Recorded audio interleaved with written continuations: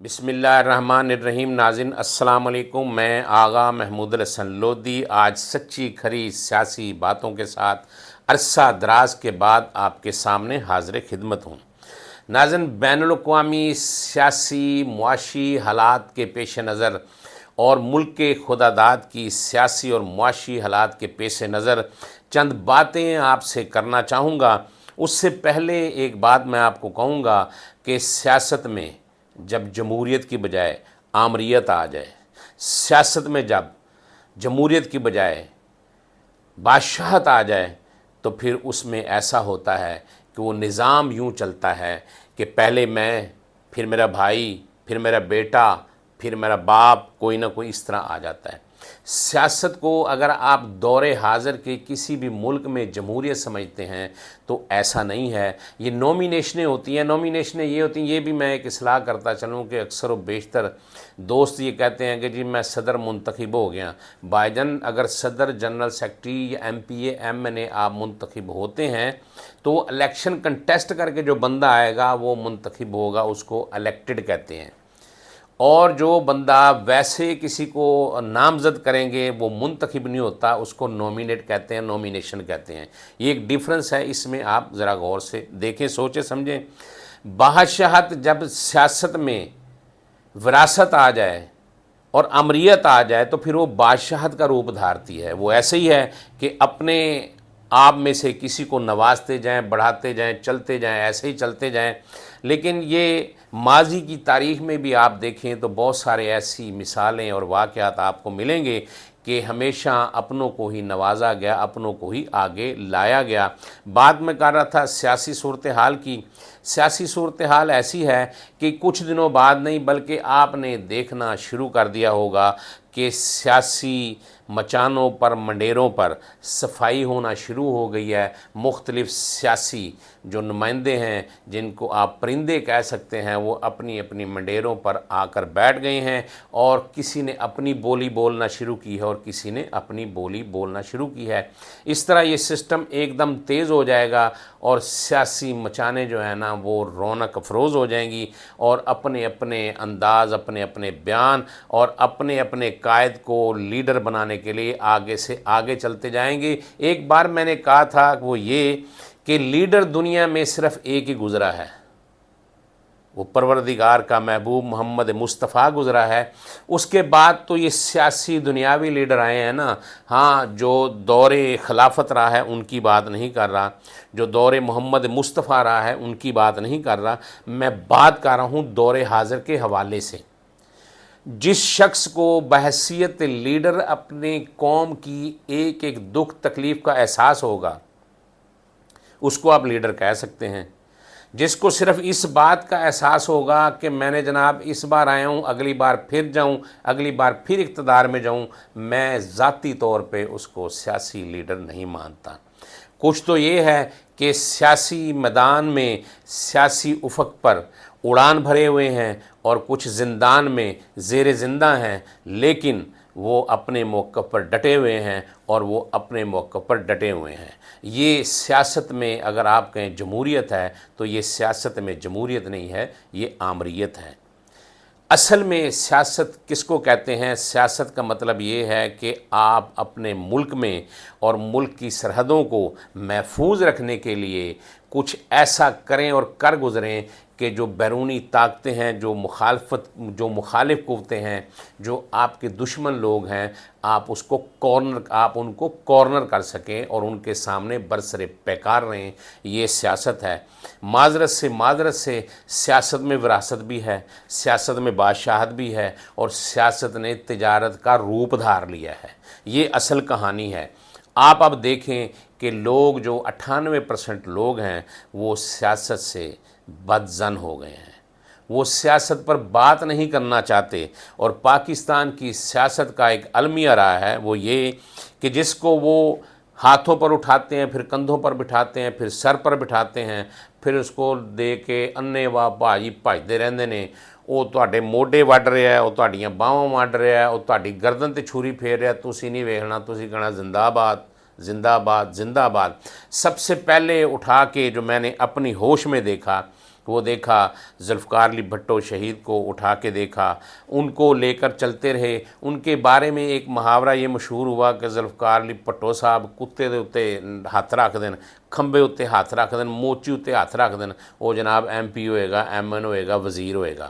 اس طرح پھر ایک دور آیا میاں محمد نواز شریف صاحب کا۔ ان کا جب دور آیا تو وہ دور دارہ ایسا ہوا کہ ان کے بارے میں بھی یہی باتیں چلتی رہی کہ جن کو نواز شریف صاحب کہیں گے وہی ایم پی ہوگا، ایم این اے ہوگا۔ اس کے بعد دور آیا عمران خان صاحب کا۔ عمران خان صاحب کا بھی یہی دور رہا کہ انہوں نے جس کو کہا کہ یہ ایم این اے ہے، چاہے وہ ان پڑھ ہے، چاہے غریب سے غریب تر ہے، چاہے وہ موچی ہے، الیکٹریشن ہے، چاہے وہ مستری ہے، کوئی بھی ہے، جس کے اوپر عمران خان نے ہاتھ رکھ دیا وہ جناب الیکٹ ہو کے آگے چلا گیا۔ بات یہ ہے کہ ہم سیاسی ہوائیں ایسی چلاتے ہیں، جس کو چاہیں کہ ہم اس کو وقت کا سکندر بنا دیں اور جس کو چاہیں اس کو زندان کے اندر کر دیں۔ یہ ہماری سیاست کا المیہ ہے۔ صورتحال یہ ہے کہ جو اوپر اڑانوں میں ہیں وہ اب تک بیمار نہیں ہوئے، اور جو نیچے زندان میں ہیں وہ بھی پاجی بیمار نہیں ہوئے۔ یہ کیسی بات ہے؟ اگر کوئی اور ہوتا تو میرے خیال میں ابھی تک وہ بیمار ہو کے ملک کے اندر باہر کسی نہ کسی ہاسپٹل میں گیا ہوتا۔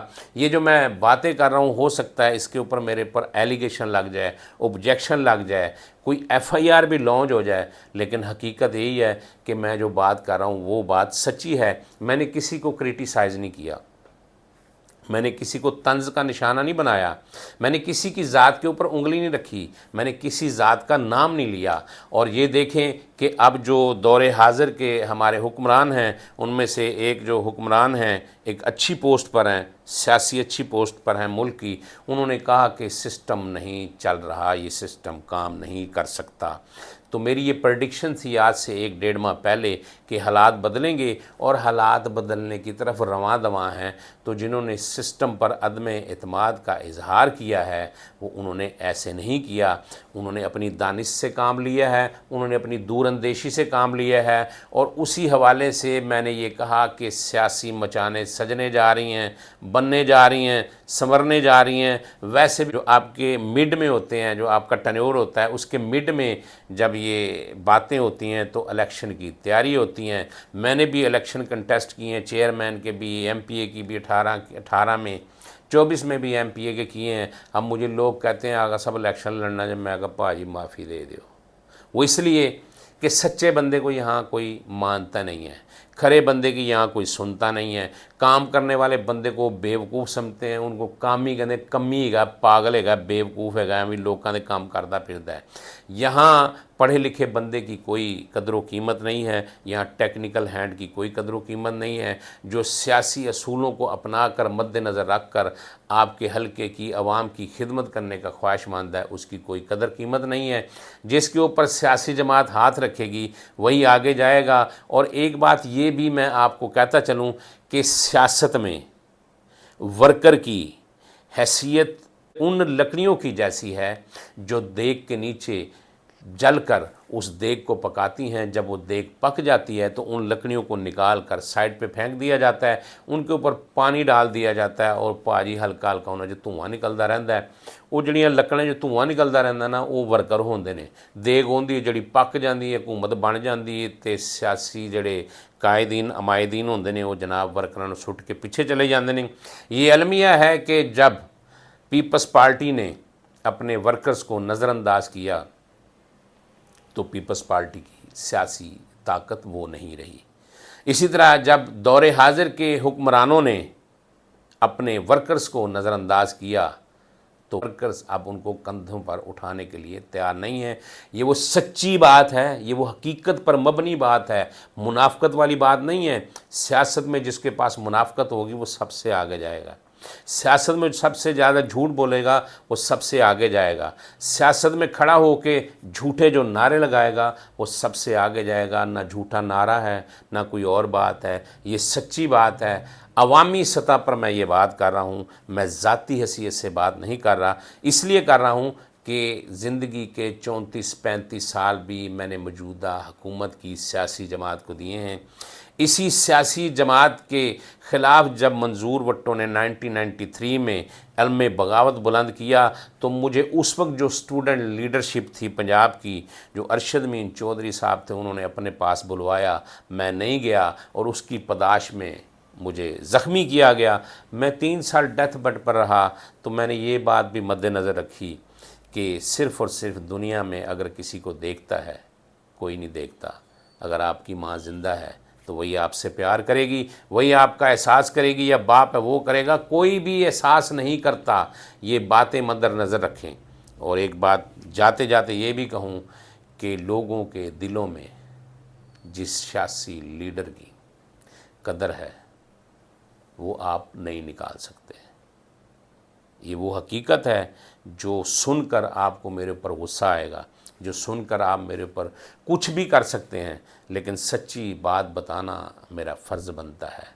ہم پہلے بھی، میری ذات جتنے بھی پوڈ کاسٹ ویلاگ کرتی ہے، میں اپنے وطن کے ان جوانوں کو، سرفروشوں کے، ماؤں کے لگتے جگر کو، ماؤں کے نور نظر کو، جگر کے ٹکڑوں کو سراہتا ہوں جو ملک کے اندر اور ملک کے باہر کھڑے ہیں۔ اگر یہ نہ ہوں تو یقین جانیں کہ سر عام سر راہ آپ کے ساتھ وہ دشمن لوگ کریں، ملک کے دشمن لوگ کریں کہ آپ کبھی سوچ نہیں سکتے۔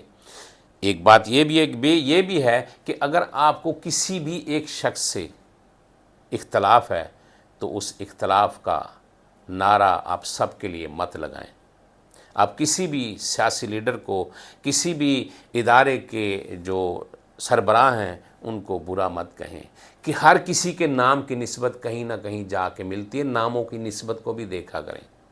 یہ سب سے بڑی اور اہم بات ہے۔ انہی باتوں کے ساتھ ساتھ میں آپ سے اجازت چاہوں گا، اگلے ویلاگ تک مجھے اجازت دیجیے۔ تب تک پاک پروردگار میرا، آپ کا، اس ملک کا، اس ملک کے ان نوجوانوں کا، ان سرفروشوں کا، ان نور نظروں کا، ان لگتے جگروں کا جو میری آپ کی، ملک کے خدا داد کی عزت و وقار کا پرچم لیے سرحدوں پر چراغ روشن کی طرح روشن ہیں۔ پاکستان زندہ باد۔